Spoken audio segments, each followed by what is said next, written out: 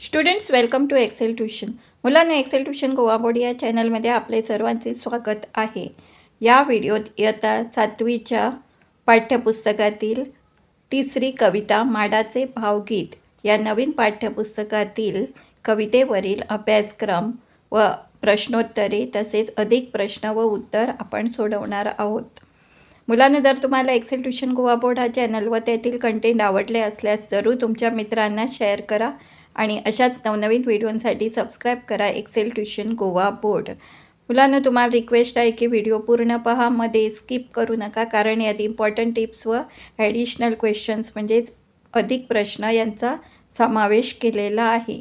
तर आता माडाचे भावगीत या कवितेवरील अभ्यासक्रम सोडवायला सुरू करूया.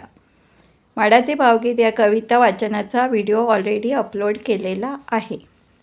सुरुवातीस पाहूया लेखकांचा परिचय.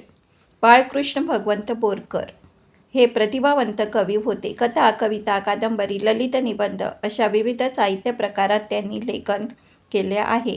त्यांच्या नादमधुर कवितेतून गोमंतकातील समृद्ध आणि रमणीय निसर्गाचे दर्शन घडते.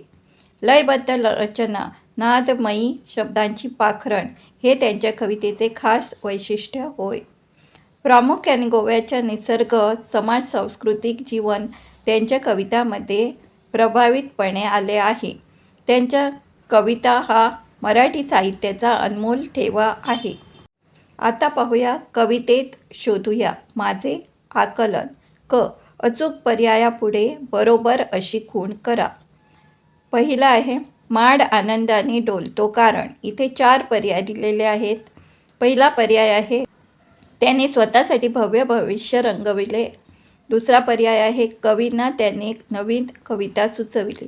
तिसरा पर्याय आहे माणसाचे उज्ज्वल भविष्य पाहिले. आणि चौथा पर्याय आहे इतर झाडांपेक्षा आपण उंच आहोत हे कळले. आणि यातील योग्य पर्याय आहे म्हणजे अचूक पर्याय आहे माणसाचे उज्ज्वल भविष्य पाहिले. माड आनंदाने डोलतो कारण त्याने माणसाचे उज्ज्वल भविष्य पाहिले. दुसरा आहे माडाचे मानवाप्रती मुख्य भाव आहेत. पहिला पर्याय आहे आनंद आणि उत्साह. दुसरा पर्याय आहे समर्पण आणि कृतज्ञता. तिसरा पर्याय आहे शांती आणि समाधान. आणि चौथा पर्याय आहे नम्रता आणि शालीनता. आणि यातील योग्य उत्तर आहे समर्पण आणि कृतज्ञता. माडाचे मानवाप्रती मुख्य भाव आहेत समर्पण आणि कृतज्ञता. आता सोडवूया पुढील उपक्रम. विचार करूया. ग. कविता वाचून पुढील प्रश्नांची उत्तरे लिहा. प्रश्न पहिला. माडाने आपले जीवन कोणासाठी वाहिले आहे? प्रश्नाचे उत्तर आहे माडाने आपले जीवन मानवाच्या सेवेसाठी म्हणजेच परोपकारासाठी वाहिले आहे. प्रश्न दुसरा. माडाने उन्हापासून मानवाचे रक्षण कसे केले? उत्तर. माडाने आपल्या विस्तीर्ण झावळ्यांची म्हणजे चुडतांची सावली धरून मानवाचे उन्हापासून रक्षण केले. प्रश्न तिसरा. दैन्य घालविण्यासाठी माडाने मानवाला काय दिले? उत्तर आहे दैन्य घालविण्यासाठी माडाने मानवाला अमृततुल्य गोड पाणी असलेले नारळ, झावळ्या, लाकूड दिले. त्याचप्रमाणे नकारात्मकतेचा त्याग करून प्रभातकाळी आळस झटकून परिश्रम व कष्ट करून संकटकाळी म्हणजेच कठीण प्रसंगी धैर्याने वागण्यासाठी आशेचा किरण म्हणजे सुवर्णदीप लावला व जगण्याची नवी उमेद निर्माण केली. चौथा प्रश्न आहे माडाने मानवासाठी केलेल्या कोणत्याही 4 गोष्टी लिहा. इथे तुम्हाला 4 गोष्टी लिहायच्या आहेत जे माडाने मानवासाठी केलेल्या आहे. माड मानवाच्या कसा उपयोगी पडतो ते आपल्याला 4 पॉईंट्समध्ये इथे लिहायचं आहे. उत्तर. माडाने मानवासाठी केलेल्या 4 गोष्टी खालीलप्रमाणे आहेत. पहिली म्हणजे तहान शमविण्यासाठी शहाळ्याचे पाणी दिले. 2. भुकेसाठी नारळ दिला. 3. उन्हापासून वाचविण्यासाठी शीतल छाया म्हणजेच सावली दिली. चौथा आहे घर बांधण्यासाठी किंवा वस्तू बनवण्यासाठी झावळ्या आणि लाकूड दिले. आता पाहूया अधिक प्रश्न. अधिक प्रश्न या अंतर्गत आपण सुरुवातीस पाहणार आहोत शब्दार्थ. माड म्हणजेच नारळाचे झाड, कोकोनट ट्री. दुसरं आहे वाहिले आहे म्हणजे समर्पित केले आहे. म्हणजेच अर्पण केले आहे. तिसरा आहे रक्षण म्हणजे बचाव किंवा संरक्षण, प्रोटेक्शन. चौथा आहे दैन्य म्हणजे गरिबी, पॉवर्टी. पाचवा घालविणे, दूर करणे किंवा नष्ट करणे. झावळ्या, नारळाच्या झाडाची पाने, पाम लिव्ज. शीतल म्हणजे थंड किंवा गार. कटी म्हणजे कंबर. मठी म्हणजे घर. नित्य म्हणजे सदैव. हे कवितेतील शब्दांचे अर्थ आहेत. या कवितेतील अधिक प्रश्न म्हणजेच मोकळ्या जागा भरा. पहिलं आहे स्वर्ग सांडीला डॅश तुझ्याच मुक्ती कारणे. याचे उत्तर आहे स्वर्ग सांडीला सुदे तुझ्याच मुक्ती कारणे. दुसरं आहे मेघ वारिले किती डॅश बांधुनी मठी. मेघ वारिले किती सुरम्य बांधुनी मठी. तिसरा आहे स्नान उष्ण घातले डॅश तेल लावुनी. स्नान उष्ण घातले तनूस तेल लावुनी. स्नान उष्ण घातले तनूस तेल लावुनी. चौथा आहे डॅश प्रभातकाली दैन्य सर्व झाडिले. कुंतली प्रभातकाली दैन्य सर्व झाडिले. पाचवा आहे साह्य मी दिले तुला सदैव बांधुनी कटी. सहावा आहे चांदण्याचिया तुला दिल्या भरून डॅश. उत्तर आहे चांदण्याचिया तुला दिल्या भरून कावडी. चांदण्याचिया तुला दिल्या भरुनी कावडी. सातवा आहे डॅश दाविण्या तुला स्वतःच जाहलो शिडी. स्वर्ग दाविण्या तुला स्वतःच जाहलो शिडी. मी चितारुनी डॅश मी सहर्ष डोललो. मी चितारुनी भविष्य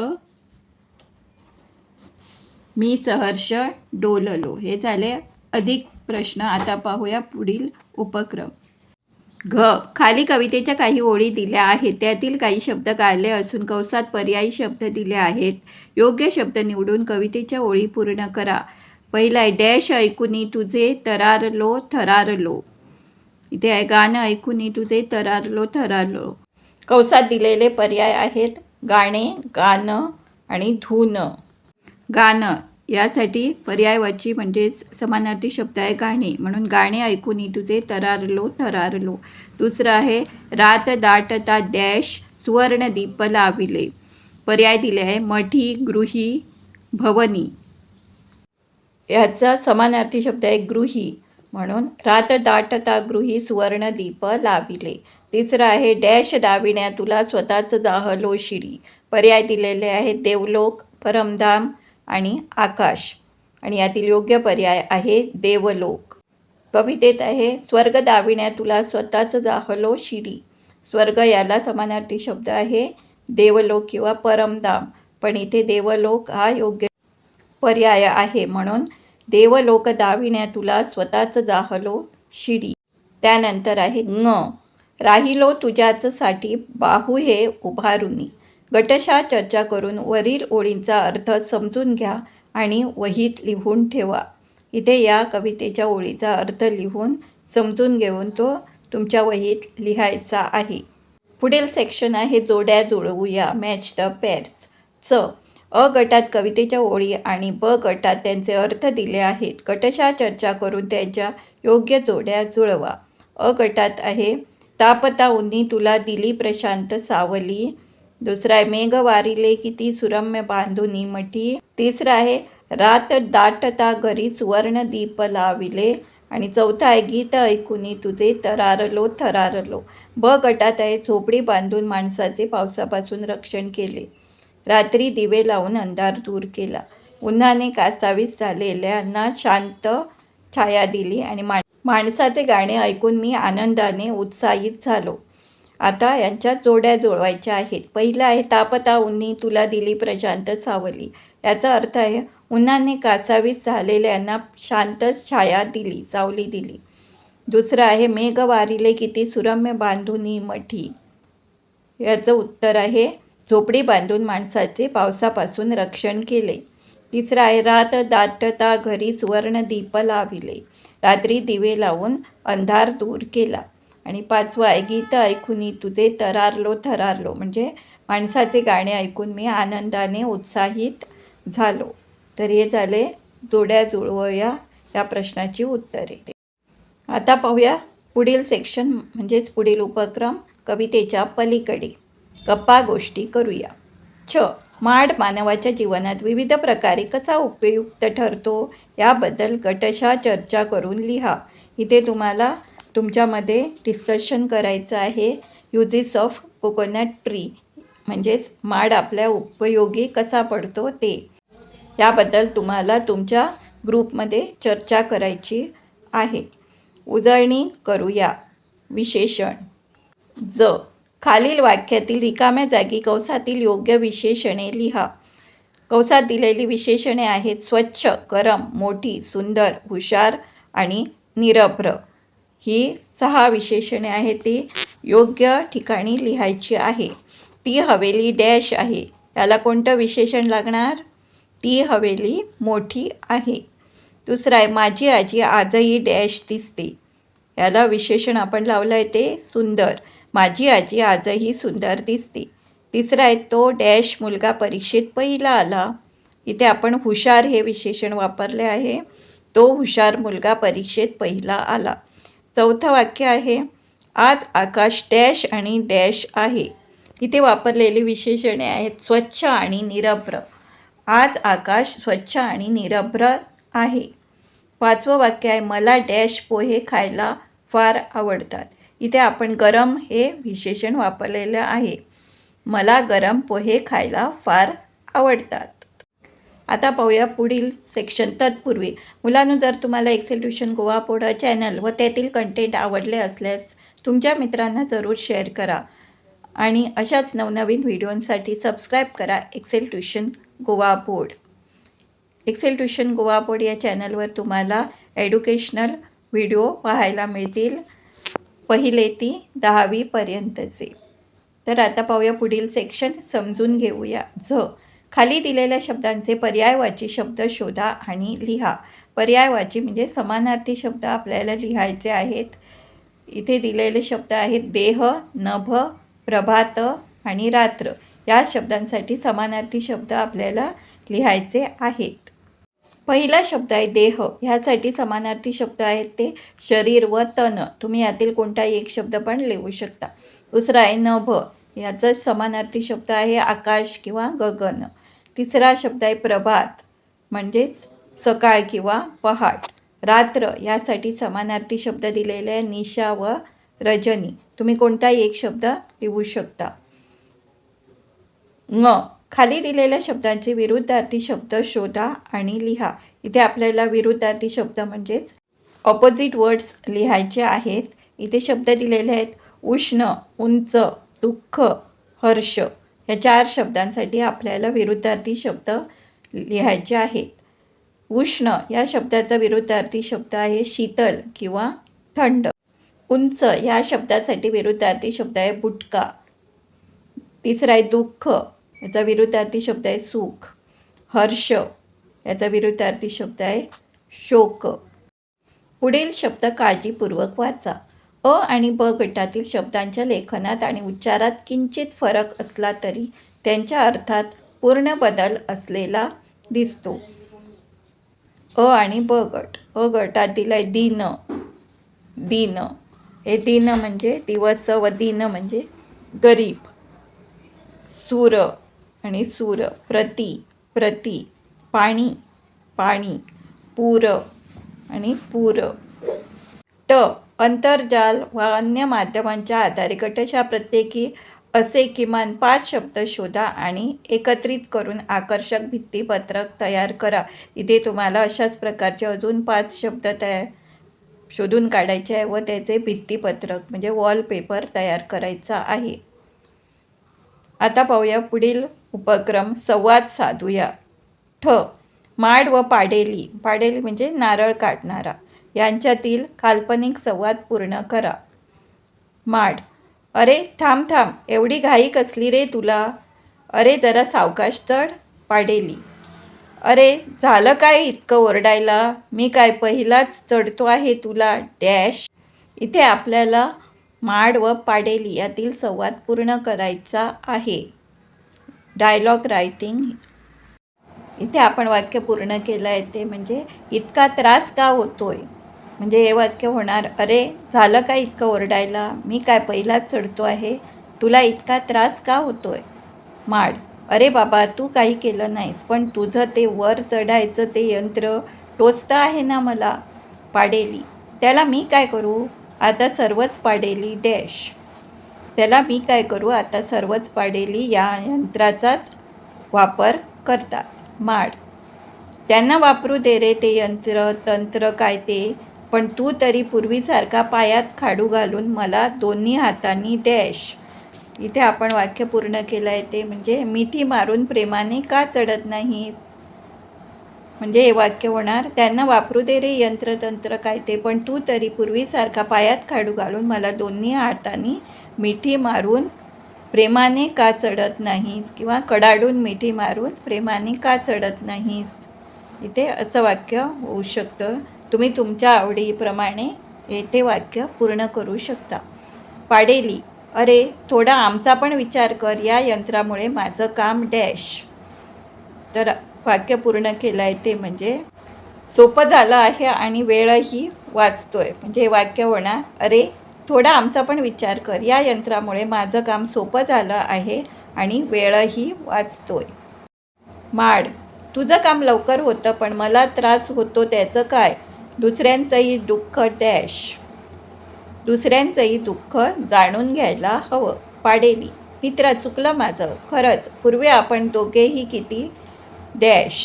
इथे मी खुश होतो हे लिहून वाक्य पूर्ण केलेलं आहे, म्हणजे वाक्य असं होणार, मित्रा चुकलं माझं खरंच, पूर्वी आपण दोघेही किती खुश होतो. माड, हो ना, तू मला त्रास न देता लहान मुलासारखा माझ्या खांद्यावर बागडायचास, म्हणून मी तुला डॅश. हे वाक्य होणार, हो ना, तू मला त्रास न देता लहान मुलासारखा माझ्या खांद्यावर बागडायचास, म्हणून मी तुला नेहमीच माफ करतो. पाडेली, तुझे उपकार मी कसे विसरेन, तुझ्यामुळेच मी माझ्या कुटुंबाची डॅश. इथे वाक्य पूर्ण केलेलं आहे ते म्हणजे पोट भरू शकतो या शब्दांनी. तुझे उपकार मी कसे विसरेन, तुझ्यामुळेच मी माझ्या कुटुंबाचे पोट भरू शकतो. माड, आणि तुझ्यामुळे मी मायेचा ओलावा स्पर्श अनुभवला. पाडेली, आपले ऋणानुबंध असेच जपूया, यापुढे तुला त्रास होणार नाही याची मी काळजी घेईन. यापुढील उपक्रम कृती करूया. ड, खालील चौकोनात माडापासून तयार होणाऱ्या वस्तूंची चित्रे दिली आहेत, त्यांची नावे आणि उपयोग याविषयीची माहिती आंतरजालाच्या माध्यमातून मिळवा आणि भित्तिपत्रक तयार करा. इथे तुम्हाला एक वॉलपेपर तयार करायचा आहे, खालील दिलेले चित्रांची नावं व त्यांचा उपयोग लिहून. पहिलं चित्र आहे ते म्हणजे केरसुणी किंवा झाडू, याचा उपयोग आपण घर स्वच्छ करण्यासाठी करतो. चटई किंवा कडण, याचा उपयोग घराचं छप्पर किंवा भिंतीसाठी करतात. तिसरा आहे तो कंदील. चौथा आहे करंडा, यात काही वस्तू ठेवू शकतो. नंतर आहे परडी किंवा टोपली, यात फळे फुले ठेवू शकतात. यापुढील चित्र आहे ते पळीचं म्हणजे स्पून, करवंटीपासून तयार करतात. याचा उपयोग धान्य उपसण्यासाठी किंवा अन्न शिजवताना करतात. पुढे आहे ते खेळणी किंवा मासा. त्यानंतर आहे दोरखंड.